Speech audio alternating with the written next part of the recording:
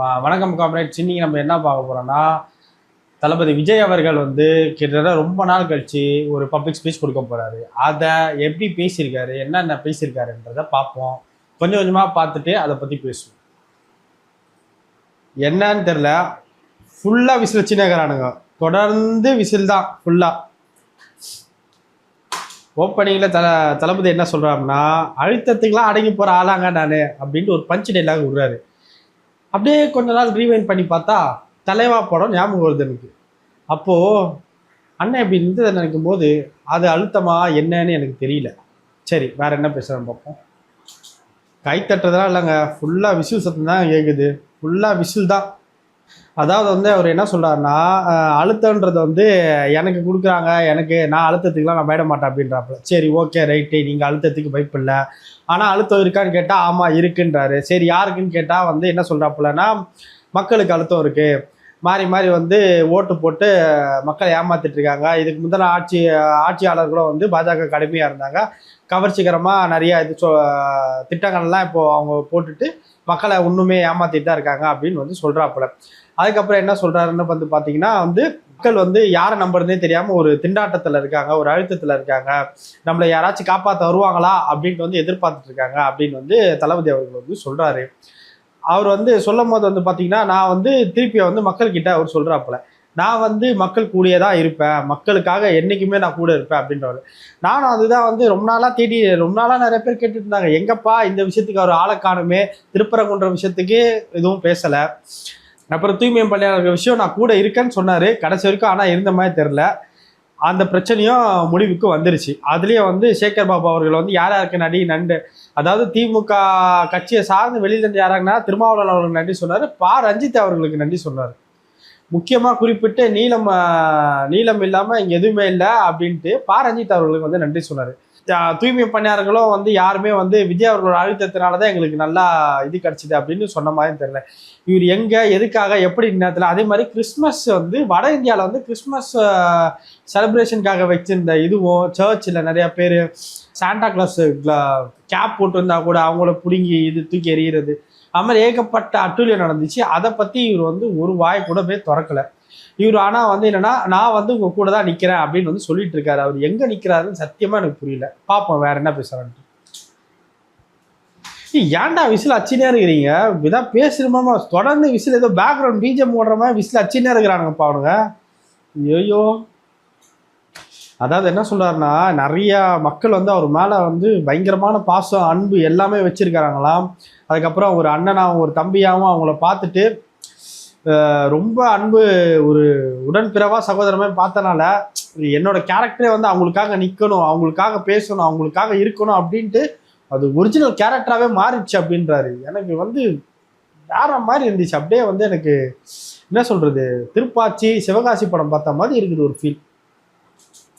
அதாவது திருப்பி திருப்பி இந்த ஊழலை வச்சுட்டே வந்து உருட்டிட்டு இருக்கிறவங்களை வந்து நம்பவே கூடாது.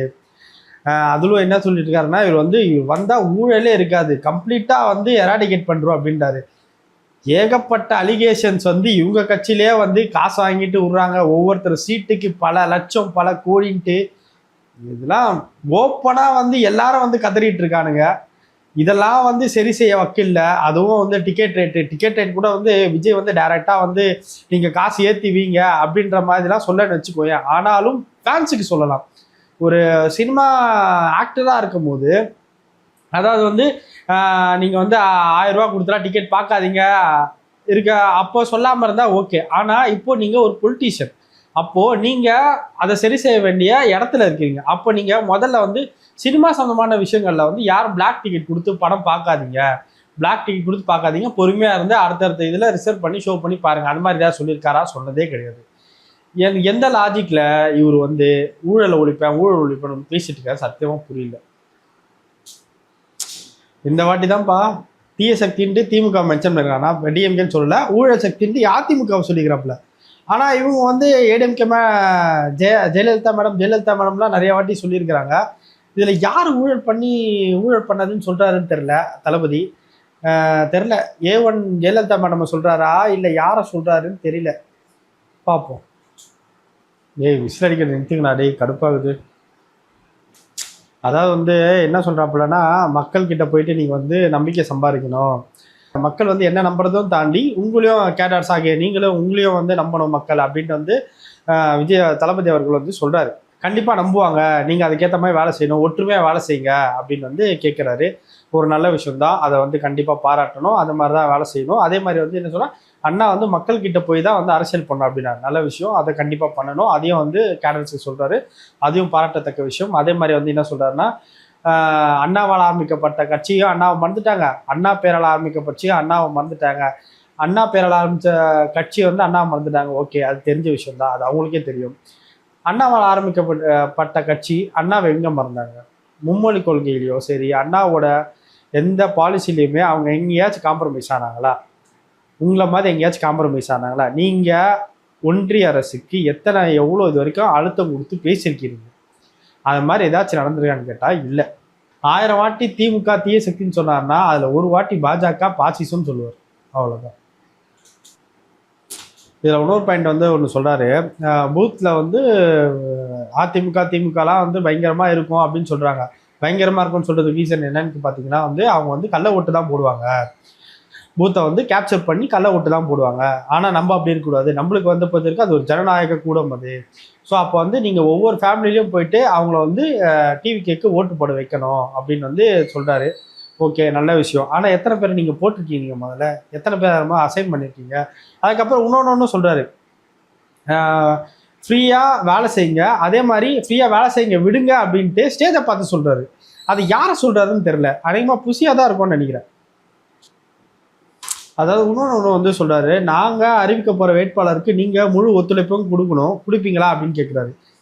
இது வந்து நிறைய இடத்துல வந்து ஒரு ப்ராப்ளமேட்டிக்கா இருந்துச்சு. இப்போ அந்த அஜித்தான்ட்டு அந்த தூத்துக்குடியை சேர்ந்தவங்க எனக்கு போஸ்டிங் ஏன் தரல, நான் அவ்வளோ உழைச்சிருக்கேன், நான் வந்து ஆரம்ப காலத்துல விஜய் இயக்கமா அந்த ஒரு ரசிகர் மன்ற அந்த இயக்கத்துல இருக்கும்போதே நான் வந்து நிறையா பணி செஞ்சிருக்கேன் அப்படின்னு வந்து நிறையா சொல்றாரு. எனக்கு எதுவுமே கொடுக்கல.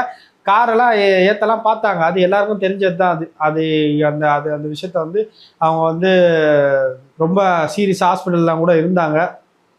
ஸோ அந்த மாதிரிலாம் நடந்துச்சு. அப்போ வந்து இங்கே வந்து யார் ரொம்ப நாள் உழைச்சாங்களோ அவங்களுக்கு வந்து சீட்டு கொடுக்கலனாலும் நாங்கள் சொல்கிற ஆட்கள் வந்து அவங்களுக்காக நீங்கள் வேலை செய்யுங்க. ஸோ வந்து இது எப்படி இருக்கும் அப்படின்னு வந்து தெரியல. பார்ப்போம். அது அந்த டைமில் வந்து தெரியும் யார் யார் என்னென்ன மாதிரி வந்து கோபத்தை வெளிப்படுத்துகிறாங்க அப்படின்ட்டு. ஏன்னா ரொம்ப நாள் வேலை செஞ்சவங்களுக்கு அவங்களுக்கு அதுக்கான ரெகக்னேஷன் கிடைக்கலன்னா மிகப்பெரிய அளவில் பிரச்சனை நடக்கும். இது எல்லா இடத்துலையுமே எல்லா விஷயத்துலையுமே நடக்கும். அரசியல் மட்டும் கிடையாது, பொதுவாக எல்லா தளங்கள்லையுமே நடக்கக்கூடிய விஷயம் தான் இது. அவர் வந்து அதை தான் மீன் பண்ண நினைக்கிறேன். நாங்கள் செலக்ட் பண்ணுற ஆளுக்கு நீங்கள் ஒத்துழைச்சி வேலை செய்யணும் அப்படின்றாரு. பார்ப்போம்.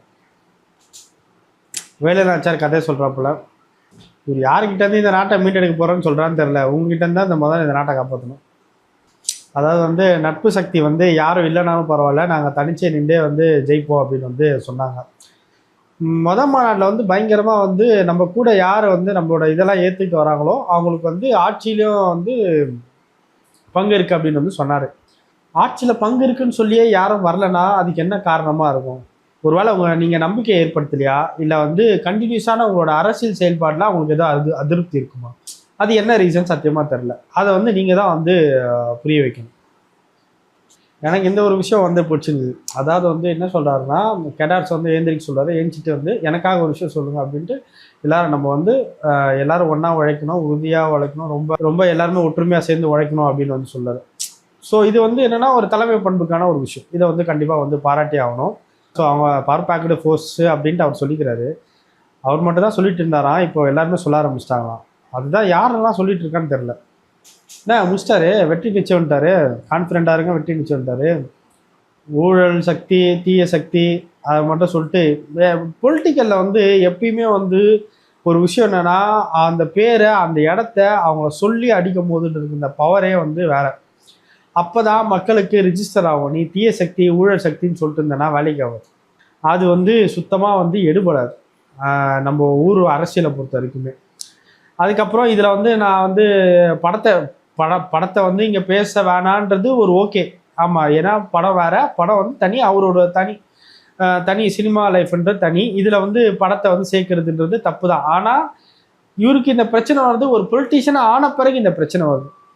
ஸோ தட் வந்து அதை பற்றி அவர் ஏதாவது ஒரு விஷயங்கள் வந்து பேசியிருக்கலாம். இதில் ஒன்றிய அரசை எங்கேயாச்சும் கண்டிச்சாரா அப்படின்னு கேட்டால் ஒரே ஒரு இடத்துல கண்டிச்சாரு. பாஜகவுக்கு அடிமையாக இருந்த கட்சி இப்போ திருப்பி போயிட்டு அங்கே போய் சேர்ந்துட்டாங்க அப்படின்ற மாதிரி தான் சொன்னார். மற்றபடி எங்கேயுமே வந்து வந்து ஒன்றிய அரசை எங்கேயுமே வந்து ஒரு இடத்துலையும் கண்டித்த மாதிரி தெரில. ஏகப்பட்ட விஷயங்கள் திமுகவை எதிர்க்கணும்னா தீய சக்தின்னு சொன்னாலும் எதிர்க்காது. திமுகவுக்கு எதிராக அரசியல் பண்ணணும்னா 100% திமுகன்னு ஒரு கொள்கை இருக்குல்ல. அதாவது நீங்கள் சொன்ன மாதிரி அண்ணா ஆரம்பிச்சார்ல, அண்ணா ஒரு கொள்கையை சொல்லியிருப்பார்ல, அண்ணா ஒரு விஷயத்த வந்து ஃபாலோ பண்ணியிருப்போம்ல, அந்த 100% அண்ணாவை ஃபாலோ பண்ணால் மட்டும்தான் திமுகவை காலி பண்ண முடியும். நீங்கள் தீய சக்தி சொன்னாலாம் காலி பண்ணவே முடியாது. ஊழல் பண்ணிட்டாங்க சொன்னாலாம் காலி பண்ண முடியாது. திமுகவை எப்படி 100% திமுகவாக மாறி தான் காலி பண்ண முடியும். அதுதான் திமுகவுக்கு இருக்க 100 பயங்கரமான பவரே. மற்றபடி திமுகவை என்ன பண்ணாலும் திமுகவை காலி பண்ண முடியாது. இந்த தீய சக்தின்ற வார்த்தைலாம் சும்மா இதெல்லாம் வந்து இந்த அனில்ஸ் கமெண்ட்ல போகிறதுக்கு யூஸ் ஆகும் தவிர மற்றபடி ஒன்றுத்துக்கும் இல்லை. இதுலேயும் திரும்பவும் வந்து பாஜகவை எங்கேயுமே எந்த இடத்துலையும் விமர்சனம் பண்ண மாதிரி தெரியல. கேட்டால் வந்து களத்தில் இருக்கவங்கள பற்றி எதுக்கு பேசணும் அப்படின்னு வந்து சொல்கிறாரு. புரியல எனக்கு. இவர் இன்னும் களத்துக்கே வரல. அதுதான் இப்போ வந்து அண்ணா வந்திருக்காரு, இன்னைக்கு வந்திருக்காரா, இதுக்கப்புறம் அவர் எப்போ பார்ப்போன்னு தெரில. இதில் வேற வந்து அந்த லிஸ்ட்டு ஒன்று விட்டுருந்தாங்க எப்படி பிரச்சாரம் அப்படின்ட்டு. ஒரு நாளில் சென்னையை முடிச்சுட்டு 2 மாவட்டம்லாம் முடிக்கிறாங்களாமே ஒரு நாளில். எனக்கு அதுதான் ஆச்சரியமாக இருக்குது. எப்படி அப்படி டப்புன்னு எப்படி முடிக்கிறாங்கன்னு தெரில. ரொம்ப ரொம்ப என்ன சொல்கிறது, வியப்பாக இருக்குது. அது எந்த லெவலுக்கு பயங்கரமாக போகுது, இந்த எப்படி ஒர்க் ஆகும் அதை நினச்சி பார்க்கும்போது எனக்கு பயங்கர ஆச்சரியமாக இருக்குது எனக்கு. பார்ப்போம். ஆனால் விசில் அடிச்சுட்டே இருந்தானுங்கப்பா. ஃபுல்லாக விசில் தான், ஃபுல்லாமே விசில். ஸோ வந்து இது ஒரு சின்ன அறிவிச்சதுக்கப்புறம் ஒரு மீட்டிங் மாதிரி. ஸோ கேடர்ஸ் எல்லாருமே ரொம்ப சந்தோஷமாக இருப்பாங்கன்னு நினைக்கிறேன். ரொம்ப நாள் கழிச்சு வந்து தளபதி பார்த்தது. ஸோ தளபதி வந்து தெளிவாக சொல்கிறாரு, எனக்கு யாரும் அழுத்தம் கொடுக்கல, அந்த அழுத்தத்தை பார்த்தா எனக்கு பயம் இல்லை அப்படின்னு சொல்கிறாரு. மக்கள் எல்லாம் என் கூட தான் இருக்காங்கன்னு அப்படின்னு சொல்கிறாரு. மக்களும் உங்கள் கூட இருக்க மாதிரியும் தெரியல, நீங்களும் மக்களுக்காக நிற்கிற மாதிரியும் எனக்கு இது வரைக்குமே தெரியல. எல்லார் வீட்லையும் அவர் இருக்கான்னு சொல்கிறாரு. எனக்கு புரியல, எனக்கு தெரில. கேட்டால் விசில் சின்ன வந்து குழந்தைங்கிட்டலாம் ஈஸியாக போய் சேர்ந்துருது அப்படின்றாங்க. குழந்தைங்க ஓட்டு போடுவாங்களா அப்படின்றதும் புரியல. அதுக்கப்புறம் வந்து ஸ்டாலின் பஸ்ஸே வந்து நாங்கள் விசில் அடித்தா நின்றோம் அப்படின்றானுங்க.